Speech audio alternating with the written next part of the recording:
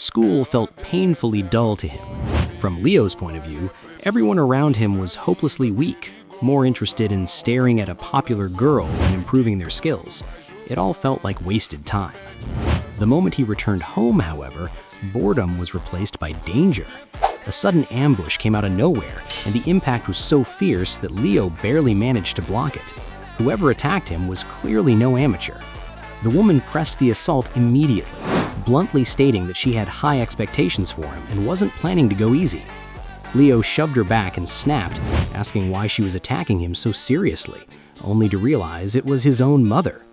Reina answered without hesitation, saying she needed proof that Leo was truly as talented as he believed. With that, she unleashed a technique that no ordinary child could possibly evade. For a brief moment, she even worried she had gone too far. But Leo wasn't ordinary. He slipped past the attack and countered in one smooth motion, and within seconds, Reina was sent tumbling onto the ground in complete defeat. The result made it painfully clear that the boy's confidence wasn't empty bravado. Once she recovered, Reina asked whether Leo still intended to enroll in Lucerne Academy once he came of age. It was the most prestigious institution on the entire continent, a place where only true elites gathered. Wearing a smug grin, she told him he'd finally find opponents worth his time there, as long as he kept pushing himself. Leo, however, thought waiting another year sounded like a complete waste. Meanwhile, despite tensions surrounding family matters, the vice leader decided they would remain for a full week. Celia, a prodigy in her own right, was far from pleased by the decision. Still, she was eventually brought before the Plav matriarch. Zeiss formally introduced Celia to Reina and Dade, and the young woman responded with a polite greeting of her own, thanking them for their hospitality.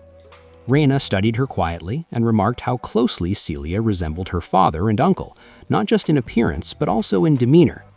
Celia, for her part, quickly noticed Reina's black hair and striking red eyes and realized she belonged to the deserting her family, making her, technically, Celia's aunt. Later on, Zeiss and Reina sat together, catching up as siblings. Zeiss mentioned their recent visit to the Royal School of Dylan, where they had hoped to meet Leo, only to learn that he had already left, showing no interest in meeting anyone at all. Reina apologized for her son's attitude, admitting it may have come off as rude. Curious, Zeiss asked what Leo was really like. Reina spoke confidently, saying Leo's talent was nothing short of extraordinary. That praise made Zeiss wonder whether Leo was truly worthy of inheriting the deserting her flames. Reina continued, stressing that this wasn't just a mother's pride talking. Leo genuinely had the ability and potential to carry on the legacy. Zeiss found her words intriguing. While he trusted his sister's judgment, he still felt the need to evaluate Leo personally before deciding anything. Sometime later, Leo could be found sitting alone, quietly concentrating. After completing a brief ritual, he concluded internally that he had finally prepared a vessel capable of containing everything he needed. He reflected on why he had avoided learning aura for so long and recognized that it was due to his body's unusual nature. If he embraced aura too early, it would instinctually adapt and specialize in ways that could interfere with his long-term goals. Limiting his growth now would interfere with his ability to gather mana and soul energy later, both of which were essential pieces of his long-term plan. In his previous life, Leo had seen how unchecked power inevitably led to catastrophe. If he had truly mastered the strength and essence of his fallen comrades back then, he wouldn't have been forced to leave behind a lingering disaster just to prevent history from repeating itself. This time, Leo was determined to take full control. Absolute mastery was his goal, and that meant starting by disciplining aura, but strictly on his own terms. Before he could sink further into thought, a familiar voice interrupted him and pulled his attention away.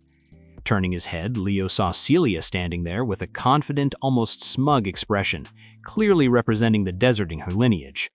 She commented that he finally seemed to understand the basics of proper training, though the remark was laced with unmistakable sarcasm. She went on to offer him instruction in swordsmanship, assuming he was bold enough to accept. Leo, having no idea who she was, listened as she introduced herself as Celia Ettinger, the so-called Sword Princess. With introductions finished, Leo skipped the pleasantries entirely. He acknowledged the offer but bluntly stated that he had no interest in learning from someone he considered weaker than himself. As expected, that didn't go over well. To Celia, it sounded like he was openly claiming superiority. Leo clarified calmly that in a real fight to the death, she would likely win since he couldn't yet use aura, but a duel focused purely on sword technique was another matter altogether. In that setting, he was confident he could defeat her. That statement struck a nerve.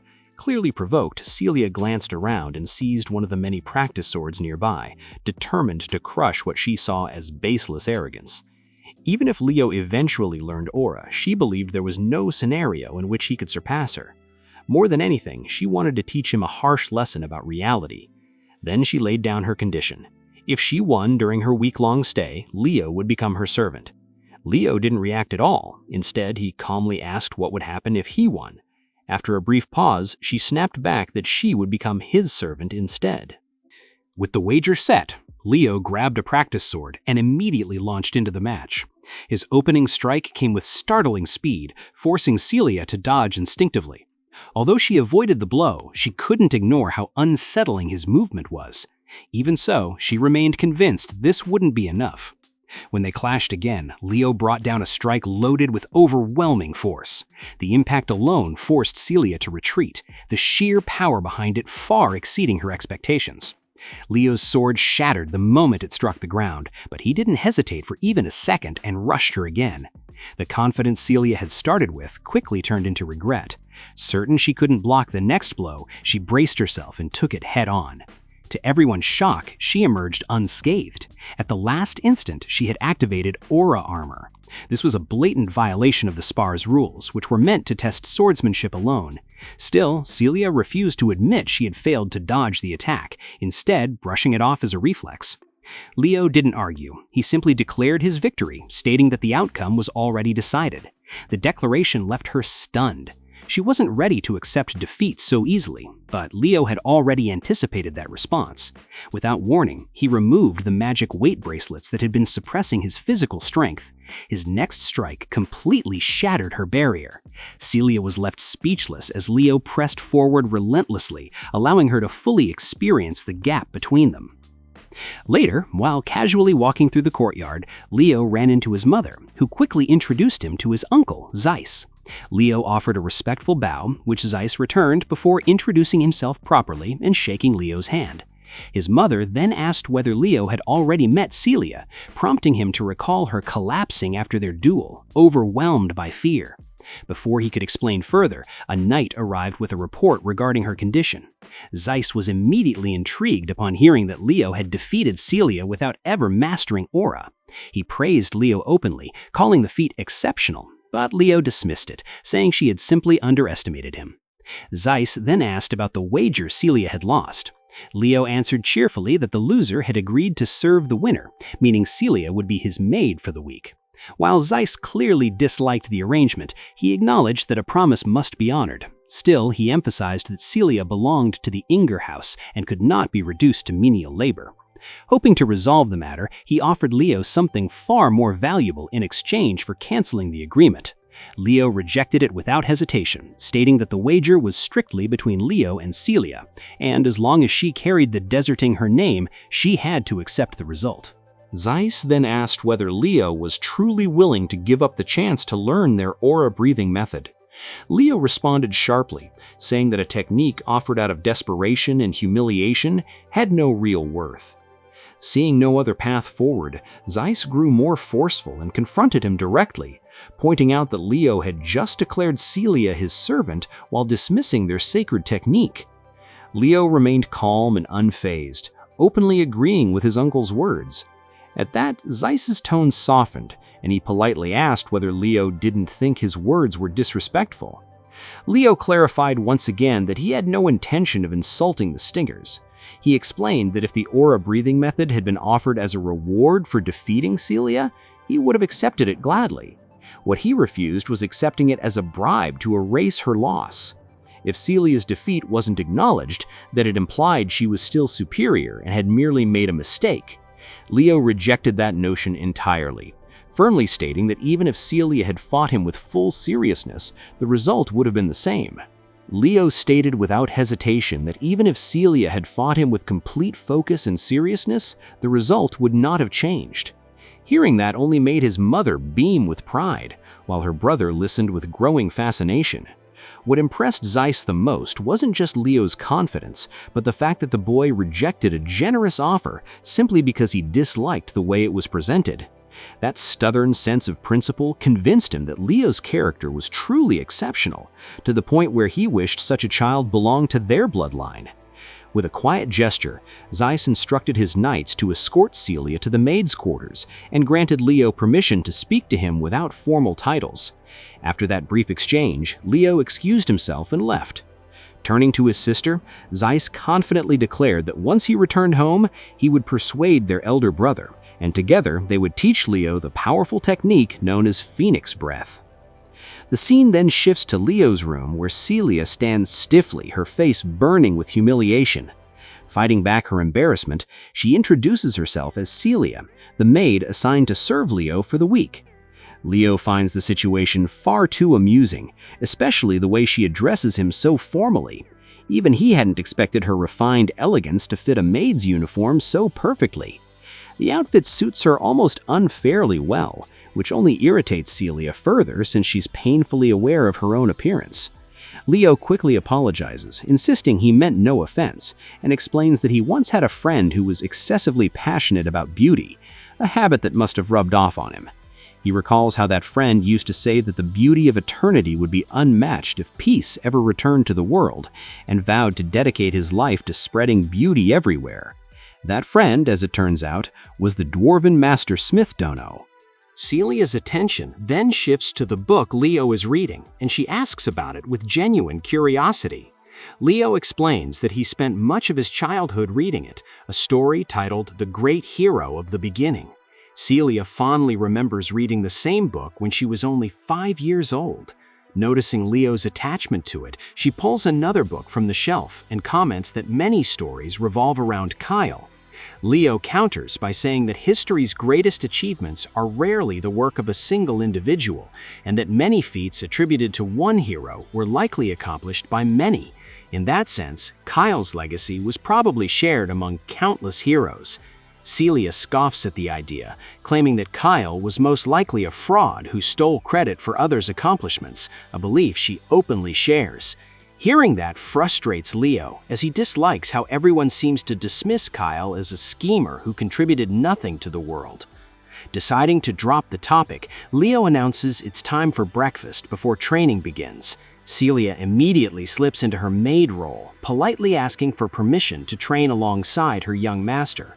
On the surface, she appears obedient and courteous, but inside, resentment churns fiercely. Still, she maintains the act, determined to uncover the secret behind Leo's strength. Leo leads her straight to the training hall and grants her request without hesitation. Not long after, Celia is reduced to kneeling on the ground, completely exhausted and struggling to catch her breath. After the first round, Leo calmly evaluates her performance, pointing out that once her stamina drops, her reactions slow and openings appear in her movements. That vulnerability is exactly what led to her current state. Celia, however, isn't convinced that such brutal exertion is actually good for training. Leo agrees partially, remarking that people nowadays lack the toughness of earlier generations. Aura techniques have advanced so much that physical conditioning has been neglected, even though strengthening the body directly enhances aura itself. Refusing to be labeled weak, Celia gathers her resolve and charges in again, warning Leo not to underestimate her. Her reckless attack fails miserably. Leo effortlessly knocks her aside with a single swing, sending her crashing to the ground. Completely frustrated after repeated humiliations, she barely reacts when Leo hands her a bracelet, eagerly reaching for it without suspicion. What she doesn't realize is that the bracelet is enchanted with gravity magic, making it unbearably heavy. As she struggles, Leo wears a sly smile, revealing that this was his plan all along. From now on, she'll be training while wearing it. The following day, Zeiss observes their training firsthand. Watching Celia struggle, he becomes convinced that this experience will do her good before heading to Lumen. Humbled pride, at least once, would benefit her greatly. Turning to Leo, he shares some exciting news. He's considering requesting the Patriarch's approval to pass down Phoenix Breath. The mention of Phoenix Breath catches Leo off guard. He remembers it as the foundational aura technique of the deserting her family, something only those formally acknowledged by the clan are allowed to inherit. Celia immediately voices her concern, certain her father wouldn't agree so easily. Zeiss, however, seems prepared. He proposes a condition. If Leo passes the Lumen entrance examination, he will be granted permission to learn the technique. The idea infuriates Celia. To her, Leo is still just a brat who can't even use aura, and the Lumen entrance exam involves real combat, making it extremely dangerous. Leo admits openly that he lacks real combat experience, though that's only true if one ignores his past life entirely. Zeiss waits for his answer, and Leo agrees without hesitation, as long as his parents give their consent. A week passes, and the day of the entrance examination finally arrives. Among the candidates, Celia Ettinger's presence immediately draws attention, with students staring in awe. Celia teases Leo, asking if he's nervous, and after spending so long as his personal maid, she still casually calls him master. Suddenly, a familiar voice cuts through the crowd. Galvin has arrived, clearly intending to see Celia, but he's visibly startled when he notices Leo beside her. Scoffing, he assumes Leo doesn't belong here since he can't even use aura, while attempting to greet Celia politely. Unfortunately for him, both Leo and Celia ignore him completely, as if he doesn't exist. Feeling awkward, he tries again, introducing himself as Gulliver Stratton and reminding her that they've met before. To his embarrassment, Celia doesn't recognize the name at all and immediately grabs Leo's hand to leave. Just then, someone calls out to them. Two siblings appear. One tall 16-year-old, accompanied by his 14-year-old sister, Chelsea Llewellyn, both standing with unmistakable confidence. Celia recognizes them instantly, though Leo has no idea who they are. She explains that they're the Llewellyn siblings, members of a heroic lineage within the Lauder Empire. Clearly irritated, she warns Leo that they'll be competing in the exam, and that losing to them is not an option. The thought of the deserting her clan falling behind a lowland family infuriates her, though Leo couldn't care less, considering he belongs to the Plov family, not hers. When the siblings greet Celia, she reluctantly returns the courtesy and introduces Leo as a noble from within the kingdom. When hearing that Leo holds no notable rank, the male sibling scoffs dismissively, deeming him unimportant. The pair turn and walk away, boldly declaring they'll take first place. Celia fumes at their arrogance, eager to crush them during the trials. Soon after, an official from Lumina Academy steps onto the podium, immediately commanding everyone's attention. He introduces himself as Albie Aaron, a professor at Lumina Academy. Celia's face fills with shock at the sight of such a renowned figure, while Leo remains unimpressed, largely because he has no idea who the man is. Annoyed, Celia explains that Albie Aaron is recorded in the Hero Record, a chronicle of the era's greatest heroes. Leo studies the professor more closely and notices something strange, an immense concentration of mana gathered within Albie's left eye. Professor Albie then addresses the crowd and explains the structure of the entrance examination. It consists of two parts, one-on-one combat and monster subjugation. Traditionally, these would be conducted separately, but Albie quickly dismissed the idea as boring. To prove his point, he incinerated the paper in his hand without hesitation. Pulling out a thick, ancient-looking book, he opens it and reveals the first chapter titled Prologue, The Wild Forest. At that instant, a massive enchantment circle flares to life beneath every student's feet.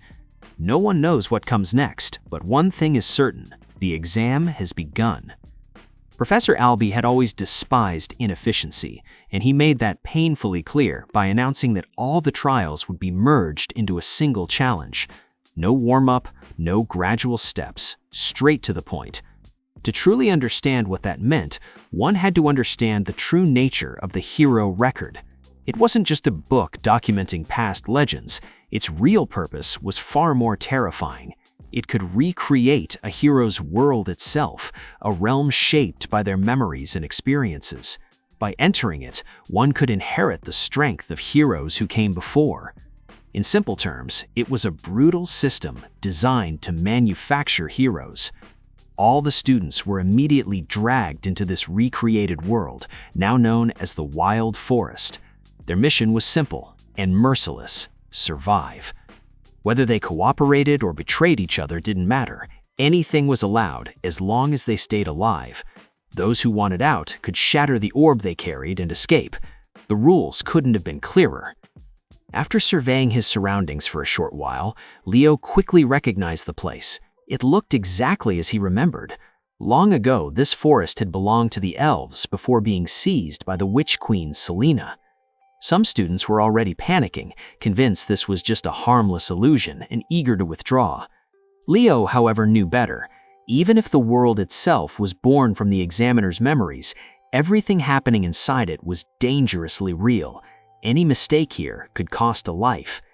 Just as that thought crossed his mind, Leo sensed movement. An arrow slammed into the ground beside him with enough force to crack the earth. He emerged unharmed, but when he traced the attack's source, he found Chelsea of the Llewellyn family. She had mistaken him for a member of the deserting her clan and immediately decided he needed to be eliminated. Leo quickly corrected her, stating he belonged to the Plav family, not the deserting her clan. Chelsea only grew more aggressive, convinced he was lying after seeing him earlier with Celia.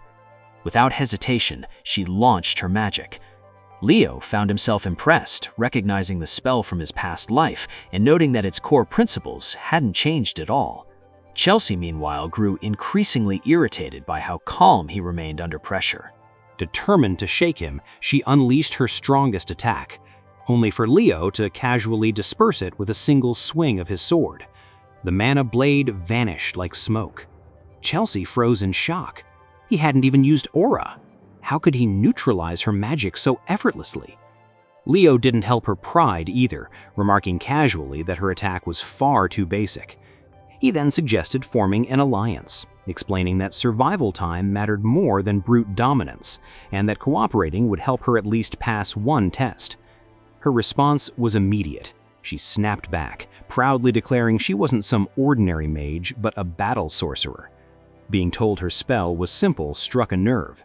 Fueled by wounded pride, she poured all her power into a reckless assault, determined to crush him. It didn't matter. Every attack missed. Worse, she couldn't sense any mana at all. She couldn't even track his movements. The next moment, Leo was standing directly in front of her, fist clenched. Whether the punch connected or not hardly mattered. The result was obvious. Her legs gave out beneath her. Leo calmly repeated that the alliance offer still stood. Before she could even respond, the scene shifted. At Lumina Academy, the faculty observed everything through a large display, growing excited as the battles escalated. Back in the forest, Chelsea faced a far more personal nightmare. Leo had bound her tightly to a tree, his expression making his intentions unmistakably clear. A small fire burned nearby, growing steadily as dusk settled in. Flames crept closer, panic flashing across her face. She could escape all of this if she simply agreed to cooperate. Still, she stubbornly refused, declaring she needed no allies except her brother. She tried to summon wind magic, but nothing happened. Leo had already activated a mana-nullifying skill, though he admitted it wouldn't last long due to his limited reserves. Realizing she couldn't escape without magic, she finally broke. Leo intensified the flames, and as fire licked at her clothes, her resistance collapsed completely. She agreed to the alliance. Leo wasn't satisfied with verbal promises alone. He demanded she swear on the Llewellyn name. She did so without hesitation. Only then did Leo release her, catching her effortlessly before she fell into the fire. Back with the instructors, Professor Albee watched closely. So far, none of the students truly impressed him. He found it ridiculous that most had chosen to fight each other instead of understanding the true threat. The only ones showing real promise were Celia Ettinger and a member of the Llewellyn family, who were cooperating effectively. That at least gave him some reassurance. His attention then shifted to Leo and Chelsea.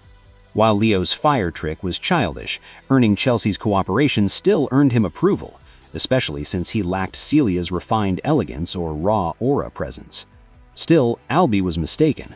Leo had already defeated Celia with ease. Regardless, Albee now regarded Leo as an unexpected variable in the exam.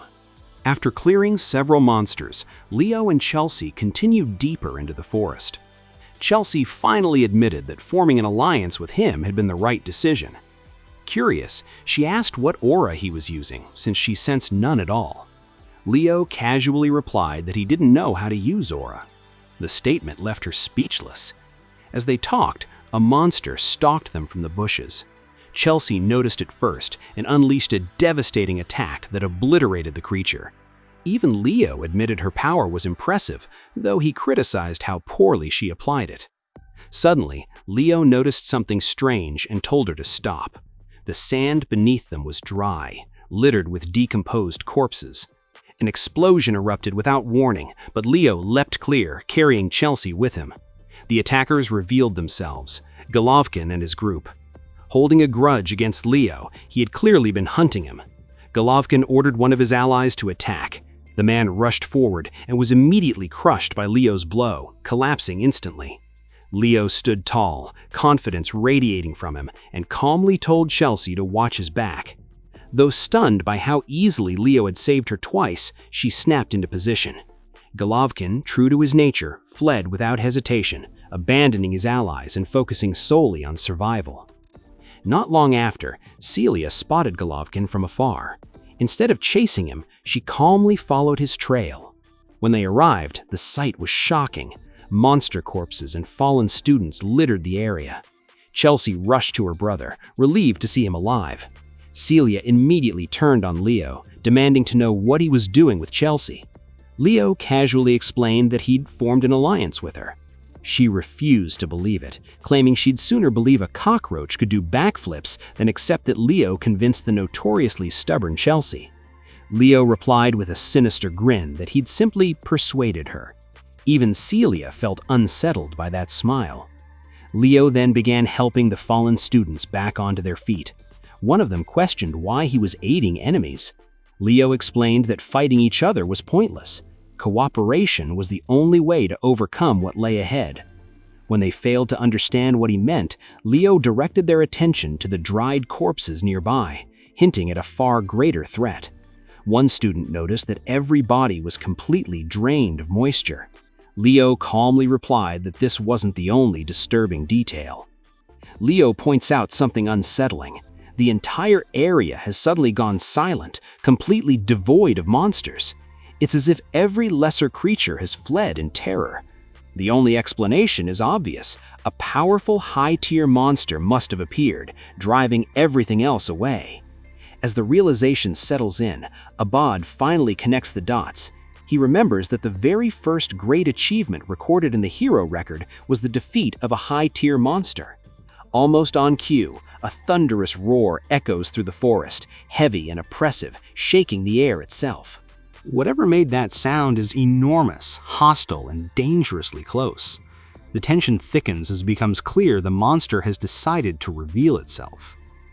Elsewhere in the forest, Gulliver staggers forward alone, clutching a torch with trembling hands.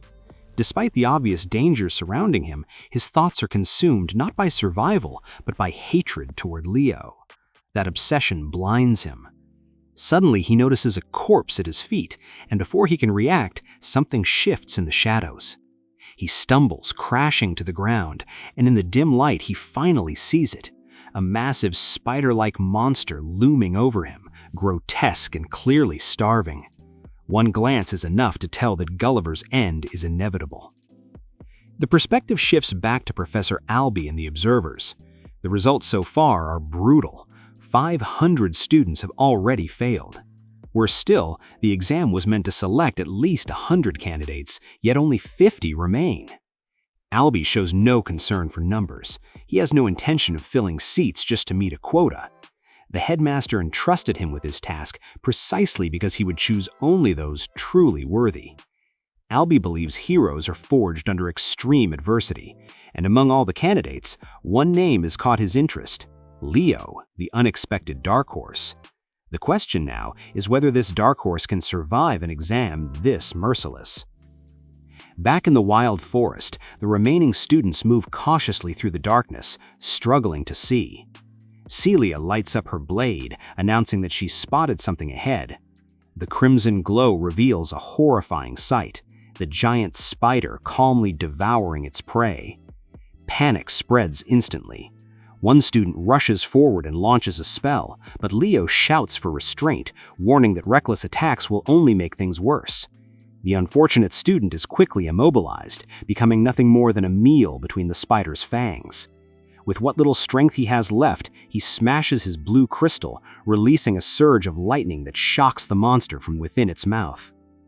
With that desperate act buying them a moment, Abad charges up his Wind Fang spell and unleashes it at the creature.